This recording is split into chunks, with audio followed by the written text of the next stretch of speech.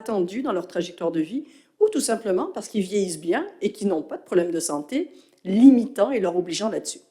Alors, je ne reviendrai pas, mais on avait une étude qui montrait que l'activité physique, qu'elle soit estimée par la durée ou le nombre de pas, était fortement corrélée avec le VO2 max. Et je vous le rappelle, c'est un indicateur de mortalité et de santé cardio-respiratoire très très bien corrélé, surtout chez la personne âgée.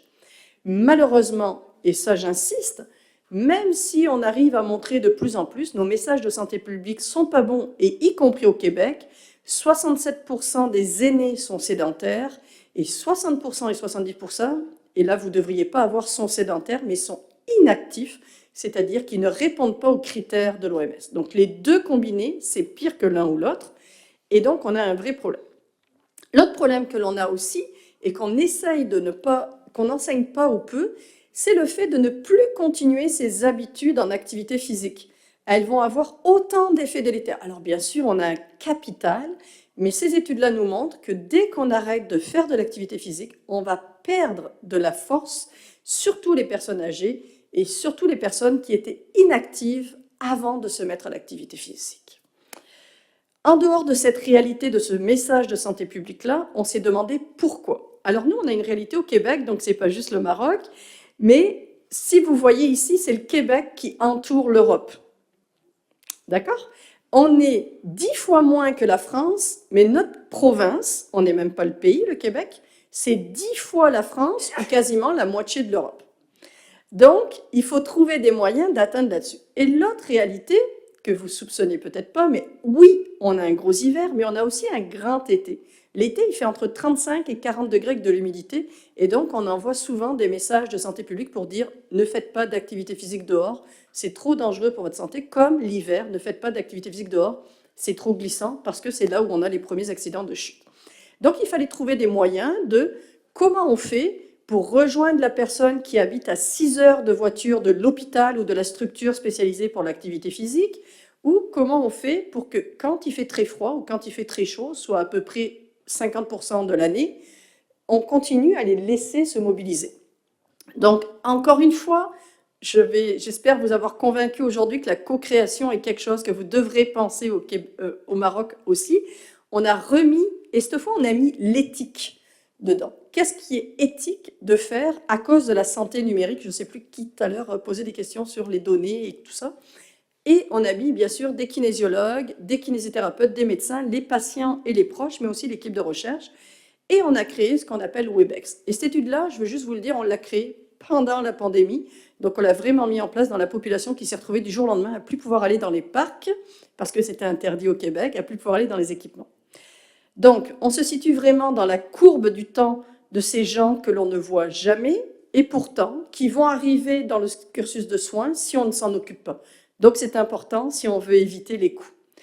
Donc la première chose qu'on a voulu voir, c'est est-ce qu'on est capable d'évaluer correctement à distance les gens, et aussi bien qu'en personne, parce qu'il y avait des questions d'éthique de si je prescris de l'activité physique à distance, est-ce que je mets en danger la personne? Donc on a pris les fameux tests les plus consensuels pour les professionnels de la santé, et aussi les plus connus en gériatrie. Donc ça pourrait s'appliquer pour d'autres, mais ici c'est dans un contexte gériatrique. Donc on a pris virtuel, en personne, avec une semaine d'écart entre les deux. Qu'est-ce que l'on a remarqué en fait? C'est qu'ils étaient fiables ces tests, et que la fiabilité était de bonne à excellente, et que les meilleurs c'était les assis debout 5 répétitions, les assis debout 30 secondes, et qu'on avait une bonne capacité d'interprétation pour l'équilibre unipodal ou tout simplement le time up and go.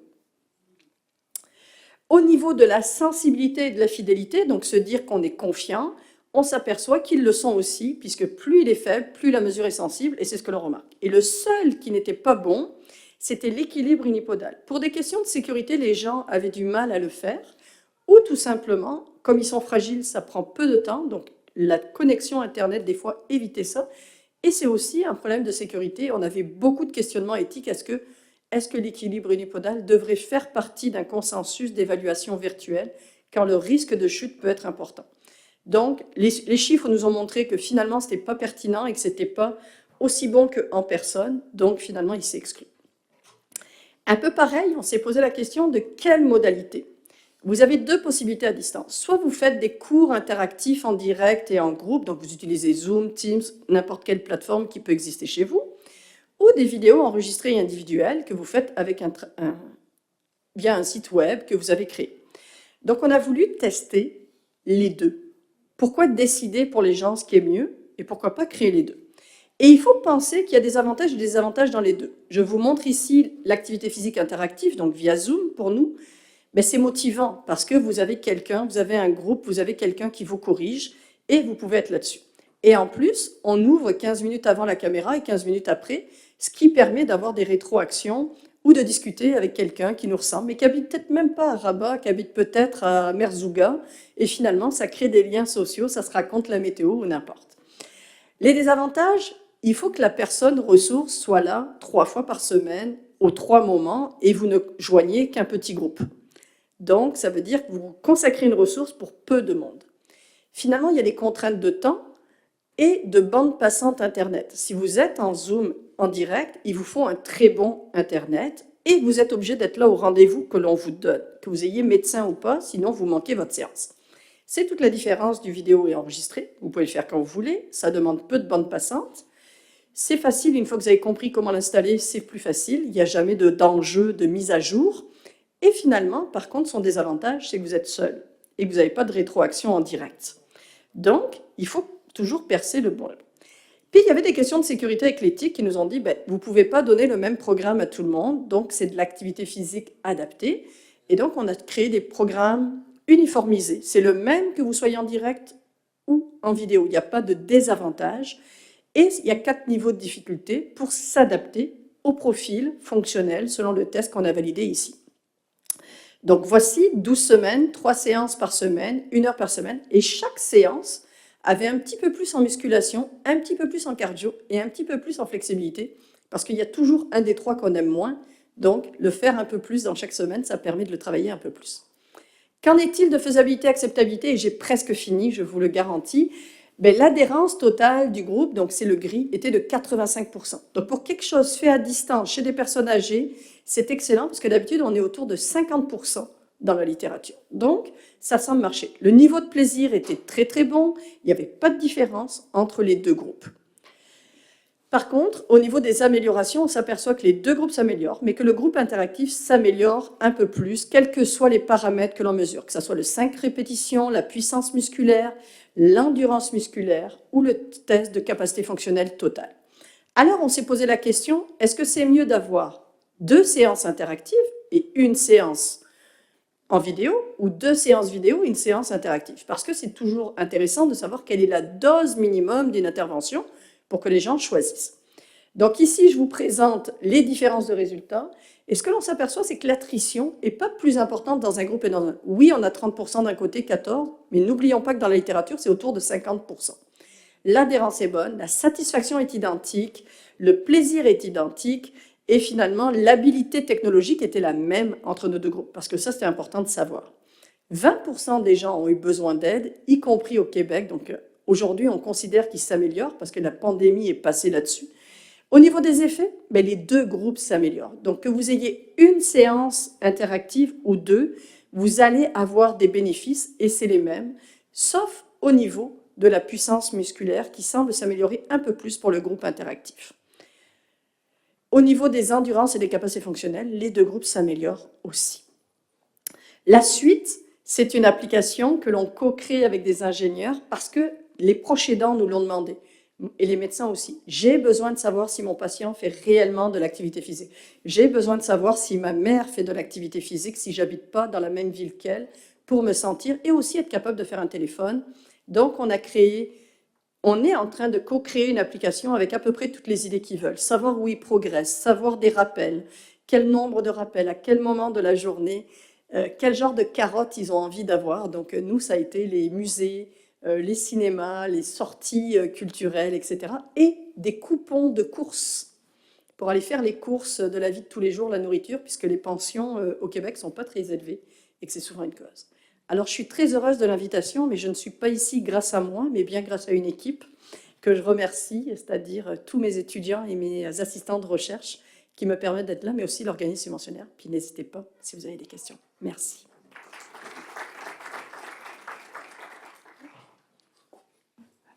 Merci beaucoup, Madame Aubertin, pour cet excellent travail. En tout cas, moi, j'ai appris beaucoup et ça nous donne des idées dans nos pratiques. Moi qui exerce dans un service de médecine aiguë, je regarde mes collaborateurs, on a beaucoup de sujets âgés et ça nous donne des idées, n'est-ce pas Aïcha, notre kinésithérapeute qui fait un travail magnifique et donc ça va peut-être vous soulager, ça va les soulager. Exactement. Finalement, on fait de l'activité physique de précision, comme la Exact, médecine. personnalisée de précision. Exactement. Je ne sais pas, est-ce qu'il y a des questions? Certainement, il y en aura, parce que c'est un sujet fascinant. Alors, je dis toujours qu'il n'y a pas de questions idiotes, il y a juste la manque d'opportunité de poser la question. Donc, n'hésitez pas, même une question de quelqu'un qui n'est pas dans le domaine médical, qui a des questions de curiosité, n'hésitez pas, ça va me faire plaisir de répondre. Ou après la présentation, je serai disponible aussi. S'il n'y a pas de questions, peut-être en attendant qu'il y ait des questions, je voudrais d'abord vous féliciter pour cette présentation qui est une excellente présentation dans laquelle vous nous avez montré à la fois l'aspect scientifique et le raisonnement sur lequel s'appuie l'activité physique adaptée, qui est un mot important, et puis aussi la co-création. Et je crois que c'est quelque chose de fondamental, à travers lequel il y a beaucoup de messages qui passent. Et vraiment, je vous en remercie. Je crois que votre présentation mériterait d'être décortiquée et enseignée sur une très, très longue durée. Absolument. J'ai été intéressée par vraiment tous les points que vous avez développés. D'abord mis en avant au début, même si vous avez précisé que vous n'alliez pas en parler, mais les problèmes justement musculaires, la sarcopénie, mais aussi la sarco-obésité. J'ai vu le mot passer, c'est tout à fait important. J'ai beaucoup aimé, même si vous ne l'avez pas repris après, les exerg games. Et ça aussi, tout le vocabulaire est aussi important. Et puis adapté à la culture du pays dans lequel on est. Et je crois que là, travailler sur des termes en arabe dialectal, ça c'est extrêmement important aussi. Ce sont des messages importants. J'ai beaucoup aimé aussi le recours au papier pour les personnes âgées. Parce que je crois que c'est quelque chose sur lequel on revient aujourd'hui. Même aux États-Unis, même dans les études médicales, où on dit que les étudiants ont perdu le sens du toucher, le sens... et on revient... bien sûr, je ne suis pas anti-modernité, hein, loin de là, mais je crois qu'il faut éviter les effets de mode, auxquels quelquefois on cède assez souvent, notamment dans les pays en voie de développement comme le Maroc, où quelquefois on est un petit peu fasciné par ce qui est nouveau, alors qu'en fait, la rationalité n'est pas là. Et revenir au papier pour des personnes âgées qui n'ont connu que ça est tellement plus important en termes de d'efficacité. Si vous avez vu, ils n'ont pas à écrire, ils ont juste à entourer. Et ça, c'est encore important pour ceux qui n'ont pas la littératie éducative. Tout à fait. Et voyez, vous revenez à ce mot qui est fondamental, la littératie, et aussi l'interprétation de la littératie en fonction de la culture du pays dans lequel on est. Et ça me paraît... un sujet d'étude extraordinaire. La littératie, on a beaucoup à faire, et en particulier dans des milieux comme les nôtres, où on a des gens très cultivés, des gens qui ne le sont pas du tout, des gens encore analphabètes, il faut dire les choses comme elles sont. Et vous avez aussi abordé un point qui est fondamental, je ne vais pas retenir la parole, votre sujet est passionnant, et très sincèrement, il y aurait beaucoup de choses à discuter ensemble, mais je crois que vous avez mis l'accent sur des dimensions aussi très importantes. Vous avez parlé, et vous avez dit avec beaucoup de délicatesse, mais je vais le dire peut-être un petit peu différemment, le poids de l'ego des médecins. Oui. Et je crois que ça, c'est très important. Parce que quand on regarde un petit peu les relations, je vais le dire en quelques mots, je ne vais pas... Non, c'est correct, c'est correct. Mais je crois que c'est extrêmement important parce que quand on regarde déjà la relation médecin-pharmacien, les médecins ont souvent ce sentiment de supériorité qu'on inculque aux étudiants en médecine. Moi, j'ai souvent entendu des collègues dire aux étudiants en médecine, vous êtes la crème de la crème. Non, ils ne sont pas la crème de la crème. Ce sont des étudiants qui ont choisi une voie en espérant que cette voie ait été choisie par motivation, mais que dans une société, tout le monde est utile. Exact. Du plombier au savetier, tout le monde a sa place. Et donc, je crois que ce sentiment de supériorité qu'ont les étudiants en médecine et qu'acquièrent après le médecin est quelque chose de très négatif. Nous, ce qu'on fait au Québec, si jamais ça vous intéresse de le faire au Maroc, depuis peu, nos étudiants en médecine qui viennent dans les soins, dans les CHU ou dans les hôpitaux, sont obligés d'amener aux toilettes de faire lever les gens, de donner le bain aux C'est patients très important. dans leur stage pour leur apprendre justement l'importance des autres personnes C'est très autour important. et le poids de travail que ça peut amener. Absolument. Et ça a amené à rebaisser un petit peu, quoiqu'on n'a pas trop ce problème, c'est pour ça que je reste au Québec, c'est un peu moins français que la France, on va dire, moins hiérarchisé que la France, où tout le monde est important, on nous l'enseigne dès tout petit, mais quand même, on est quand même revenu sur les basiques de les amener dans des professions qu'ils oublient comme essentielles malgré tout. Absolument. Et pour terminer très très rapidement, mais je crois Oui. que vraiment la responsabilité dans les sciences de la santé, tout le monde est important. Que ce soit le médecin, le pharmacien, le kinésithérapeute, l'infirmier, tout le monde est important. Tout le monde a sa place. Et ça, c'est une culture qu'il faut qu'on essaie de donner aux étudiants en médecine à travers différentes choses. Il y a la création des collèges de santé, il y a la création... Et puis surtout, essayer aussi d'avoir des enseignements communs. Par exemple, il y a cette espèce de clivage entre les médecins et les infirmiers, pour prendre un exemple très courant, où le médecin se considère supérieur à l'infirmier, mais que vaut un médecin sans l'infirmier et que vaut un infirmier sans le médecin? Exact. Donc on voit que c'est tout à fait important et je crois que là, il y a un problème culturel qui est aussi...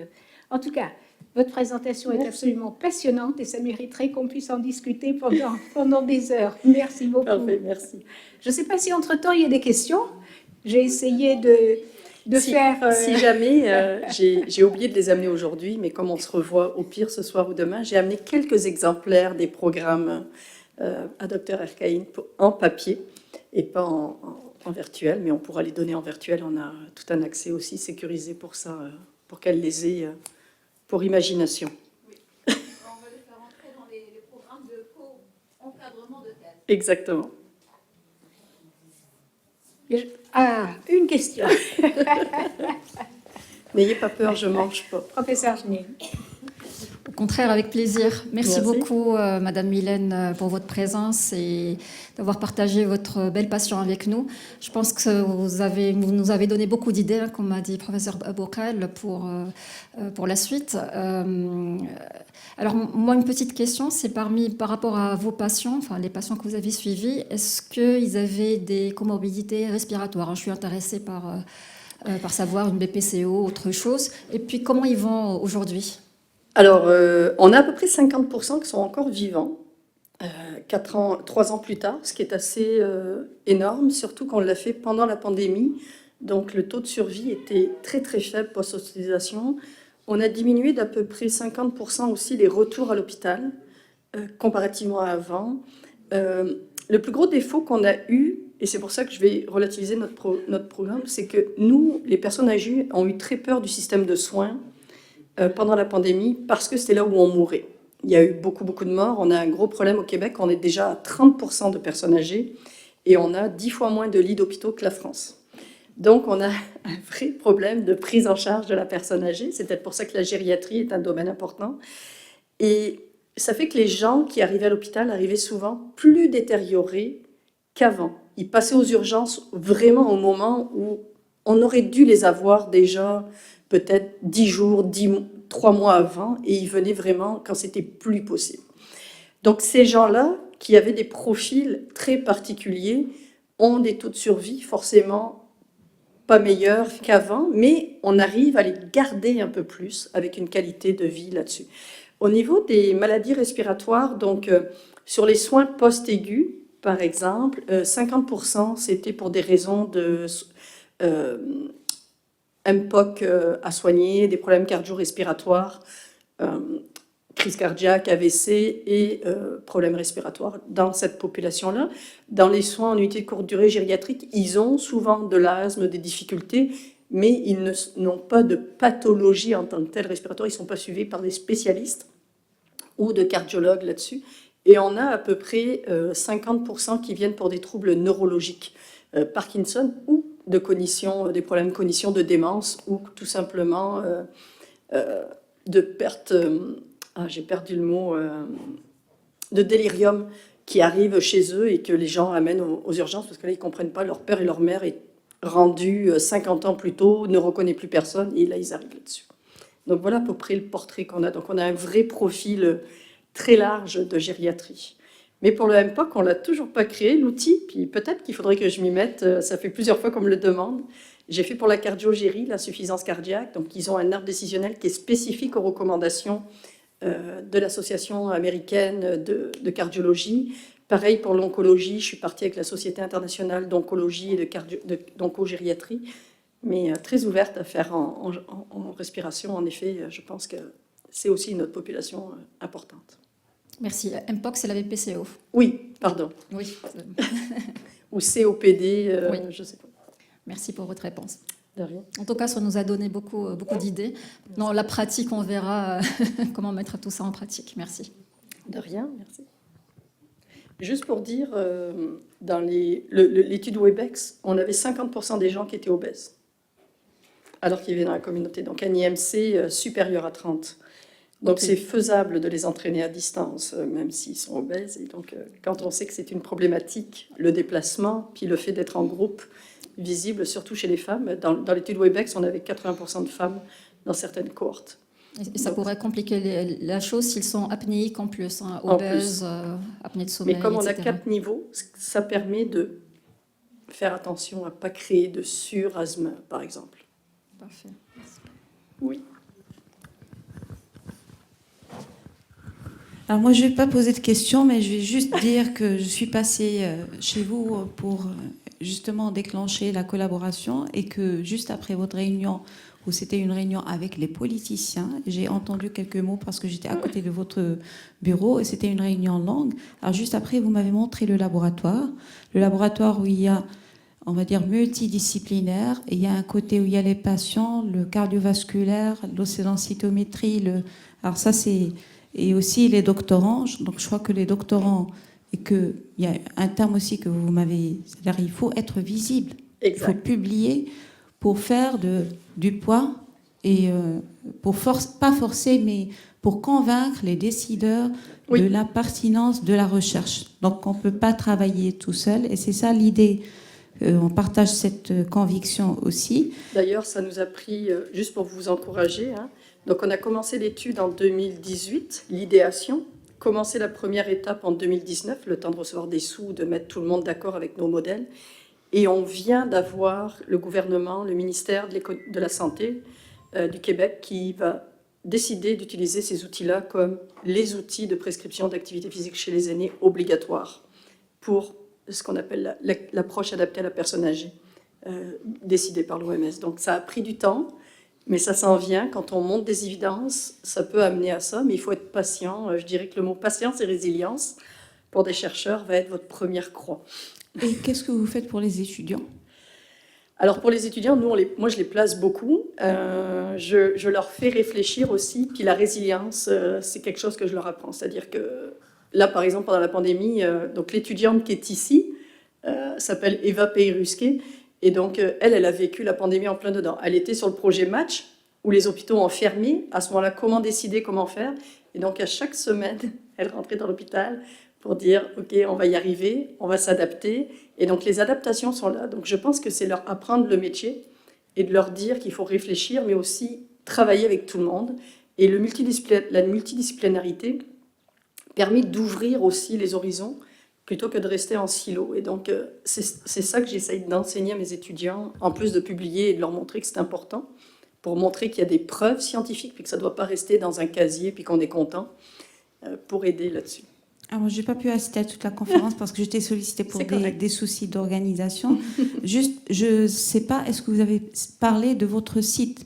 Parce que pourquoi je parle des étudiants ? Parce que j'ai vu qu'il y a des attestations et il y a une formation gratuite à travers votre site de gériatrie, entre autres quelque chose qui relève de la rhumatologie, de la physiologie, et qu'il y avait cette étudiante, alors qu'il y a spécialement quelque chose avec une attestation. Donc, les étudiants qui veulent suivre quelque chose sur ce thème peuvent y accéder via votre site. Donc, je ne sais pas si vous en avez parlé. Très rapidement, je l'ai juste mentionné comme ça, sans faire de la publicité, mais au pire, ils peuvent me contacter. Je n'ai pas mis mon profil LinkedIn, mais je suis aussi sur LinkedIn, donc n'hésitez pas sur LinkedIn, puis j'essaye de répondre. Si je ne réponds pas, je fais transférer à la personne qui a accueilli Anan quand elle est arrivée, qui est ici. J'essaye de la solliciter, qui est la personne plus en haut, à côté de la personne qui est avec des cheveux roux qui s'appelle Stéphanie. Donc c'est mon bras droit, c'est celle qui me permet d'être avec vous aujourd'hui pendant que mon laboratoire continue et qui vous répondra si jamais pour vous guider là-dedans, là, avec grand plaisir.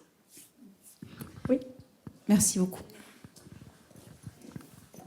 Je ne vais peut-être pas prolonger davantage, mais quand même 2 petits mots, si vous Oui. permettez, parce que les termes sont extrêmement importants. Vous avez souligné de façon tout à fait appropriée qu'il était important de se faire connaître. Nous avons beaucoup travaillé en rhumatologie avec un collègue que j'évoque très très souvent, qui est un homme merveilleux, le professeur Maxime de Gados, qui nous a dit pendant des décennies, prouvez que vous existez. Exact. Et si vous voulez faire bouger les choses, n'attendez pas que les politiciens viennent à vous, ils ne viendront jamais. Mais à vous de prouver que vous avez un intérêt important et que vous avez quelque chose que vous défendez. Et là, effectivement, prouvez que vous existez, donc faites-vous connaître, rendez-vous visible, c'est extrêmement important.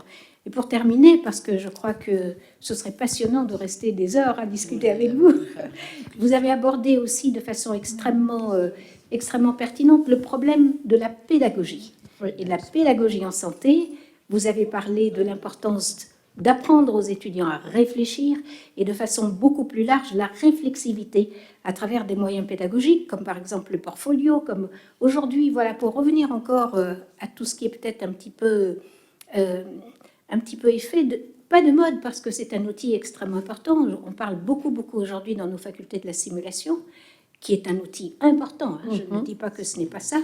On met des budgets extrêmement importants, heureusement, mais il y a à côté la place de la simulation, qui est une place importante. Mais à côté de ça, il y a aussi l'approche du malade, il y a la réflexivité, il y a la réflexion, et donc les outils pédagogiques doivent garder leur place en tant qu'outils, avec des éléments beaucoup plus fondamentaux auxquels on n'accorde pas suffisamment d'importance, alors qu'ils sont souvent bien plus importants, pour qu'on puisse utiliser rationnellement les outils qui aujourd'hui sont mis à notre disposition. Donc merci beaucoup aussi d'avoir parlé de pédagogie. Il y a 2 valeurs qu'on essaye d'apprendre à nos étudiants, puis que moi j'essaye d'appliquer aussi. C'est redonner au maximum. C'est comme ça qu'on avait décidé de se rencontrer avec Dr Ercaïn. Pour moi, c'était pas ne juste rester au Canada et faire partager ça au maximum de population. Donc redonner. Et l'échec fait partie du succès. Et ça, c'est quelque chose qu'il faut apprendre, c'est-à-dire que c'est pas tout rose, là ça paraît tout rose, mais quand on fait des rétroactions, de temps en temps on a des kinésithérapeutes qui semblent inquiétés de ce nouveau métier de kinésiologue ou d'exercice de la physiologie qui rentre en médecin, comment ils vont travailler ensemble, pareil pour l'infirmière et cette fameuse prescription. Donc il y a des barrières, il faut juste y aller intelligemment et pas dire je suis Dieu et je sais tout. Il faut être collaboratif et ça, c'est des choses. Puis savoir communiquer à tout le monde. Même encore moi, je donne encore des conférences grand public. Je me déplace des fois dans des clubs de lecture de personnes âgées parce que c'est important pour moi de garder la réalité, les pieds sur terre, puis de me dire que c'est pour eux que je travaille et pas pour aller dans des conférences scientifiques où on est avec nos pairs et puis on se congratule entre nous. Voilà. En tout cas, je crois qu'il ne nous reste plus maintenant qu'à vous remercier encore infiniment. Il y a une question ? C'est juste Oui. une question sur Oui. le plan clinique. Moi, je voudrais vous remercier pour votre excellente présentation. Merci. Et je voudrais savoir, sur les 50% des personnes qui sont vivantes, est-ce qu'elles continuent d'adhérer à l'activité physique ou Oui, pas après la alors réduction ? c'est d'ailleurs un gros problème que l'on a, mais c'est un beau problème, c'est que nous, on l'a fait dans un cadre de recherche. Donc au début, les suivis étaient prévus dans le cadre de recherche, mais là, maintenant, on est rendu à plus de 2 ans, mais on continue malgré tout. Donc ma coordonnatrice continue à répondre aux courriels et à leur donner des nouveaux programmes ou à leur faire des suivis parce qu'ils nous contactent et ils sont libres. C'est écrit dans le cahier. Continuez à nous écrire si vous en sentez le besoin. Et donc, une fois qu'on donne la piqûre, on donne aussi toutes les ressources autour de chez eux. Sur le site internet, ici, ce qui est prévu, qui n'est pas encore là, c'est de rajouter des capsules motivationnelles, parce que j'ai une collègue qui est spécialiste en médecine comportementale, mais aussi une capsule sur les ressources. Donc, quand les gens vont rentrer leur code de la ville, le zip code, je sais pas, le code postal, pardon, cherché en français, ça c'est le côté canadien qui ressort quand on cherche nos mots. Donc le code postal, ça va leur permettre d'aller, grâce à l'intelligence artificielle et à nos fameux programmeurs, ce n'est pas moi, toutes les ressources qui ont le mot activité physique adaptée ou exercice ou personne âgée qui existent autour de chez eux pour qu'ils puissent aussi aller. Parce que l'objectif de ça, ce n'est qu'une première étape. Ce n'est pas complètement de l'activité physique pour améliorer la santé, mais bien pour prévenir le déconditionnement. Et l'idée, c'est de ne pas les garder isolés, mais qu'ils aillent dans la communauté. Donc on a une nouvelle onglet qui est les ressources pour pas justement qu'on dépende de nous complètement. Voilà, merci. Écoutez, je crois que nous allons maintenant remercier encore une fois très chaleureusement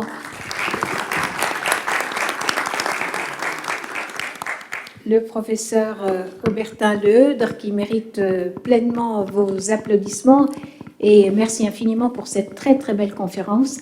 Merci à mes co-modérateurs, le professeur Aboudrar et le professeur Aboukhel de m'avoir accompagné. Merci encore une fois au professeur Hanan Kane pour son invitation. Et pour clôturer cette séance, on lui redonne la parole. Alors, on a programmé une dizaine de minutes pour que vous restiez encore avec nous, parce qu'on doit faire des photos pour mémoriser ce premier colloque. Et les photos, ça parle.